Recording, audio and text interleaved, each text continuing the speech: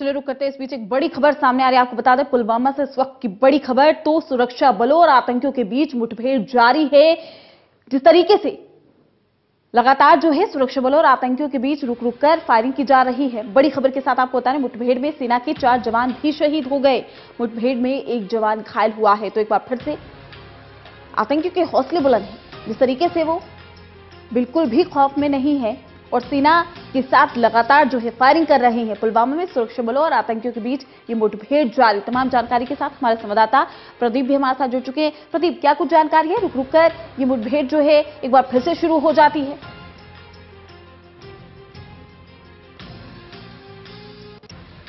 प्रदीप, क्या आप तक आवाज पहुंच पा रही है? ये सुरक्षा बलों को जानकारी मिली थी कि वहाँ आतंकवादी छुपे हुए हैं, जो कि पुलवामा में टेरर अटैक हुआ सीआरपीएफ कन्वे पर। उसके बाद वहाँ पर हाई सुरक्षा अलर्ट पर था और उसके बाद लगातार सुरक्षा सर्च ऑपरेशन चल रहे थे। इस बीच ये जानकारी मिलने के बाद वहाँ पर घेराबंदी की गई और मुठभेड़ शुरू हो गई। लेकिन उसमें ये बताया जा रहा है कि हमारे 4 जवान शहीद हो गए हैं और उनमें एक मेजर भी शामिल है। सभी शहीद 55 राष्ट्रीय राइफल के थे।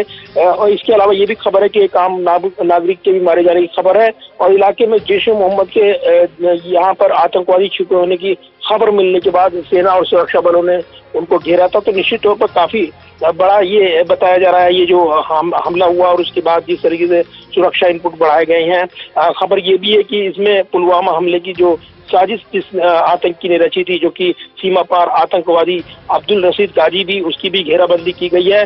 लेकिन अभी तक जो इनपुट मिल नहीं पाए हैं, क्योंकि सुरक्षा बल लगातार वहां पर घेराबंदी के साथ ही साथ मुठभेड़ जारी है। और इस बीच ये जरूर है कि लगातार जम्मू कश्मीर में बीते 4 दिनों से सेना और सुरक्षा बलों के 45 जवान शहीद हो चुके हैं। और इस बीच लगातार वहां पर जो सुरक्षा इंतजाम बढ़ाए गए हैं वो भी दिखाई देते हैं। लेकिन एक मुठभेड़ हुई है और उसमें 4 जवानों की शहीद होने की खबर आ रही है। तो दुखद वक्त। और इस बीच ये जरूर कह सकते हैं कि सुरक्षा के मद्देनजर वहां पर तमाम सुरक्षा बल अलर्ट और मुठभेड़ के दौरान जो कम से कम नुकसान हो उसकी कोशिश की जा रही है। और जो आतंकवादी घिरे हुए हैं उनको मार गिराने की कोशिशें जारी हैं। जी प्रदीप, ये कह सकते हैं जिस तरीके से जांच प्रक्रिया भी जारी है, कहीं ना कहीं आतंकी भी खलल डालने की कोशिश कर रहे हैं ताकि वो अपने मंसूबों में एक बार फिर से कामयाब हो जाए। देखिए, बिल्कुल। और कहीं ना कहीं सीमा पार आतंकवाद से ये तमाम हमले जुड़े हुए हैं, इसमें कोई शक शुबा नहीं है। क्योंकि जो सीआरपीएफ कन्वे पर जो हमला हुआ था, जैश-ए-मोहम्मद ने इसकी जिम्मेदारी ली थी और उसके बाद से ये साफ तस्वीर उभर कर आई थी।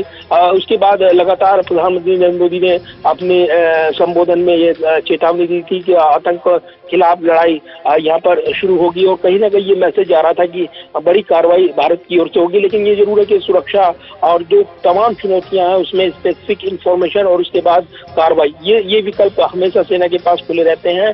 लिहाजा सेना को तय करना है। और उनको ये भी कहा गया कि राजनीतिक नेतृत्व की ओर से कि उनको पूरी छूट दी गई है। तो ये जरूर है कि इस बीच ये तमाम ऐसे इनपुट मिल रहे हैं जो कि पुलवामा आतंकी हमले के बाद जुड़े हुए हैं। आतंकवादी उस इलाके में सक्रिय थे और इसलिए उनकी घेराबंदी के लिए सर्च ऑपरेशन चलाया गया। और उसके बाद एक और मुठभेड़ हुई है।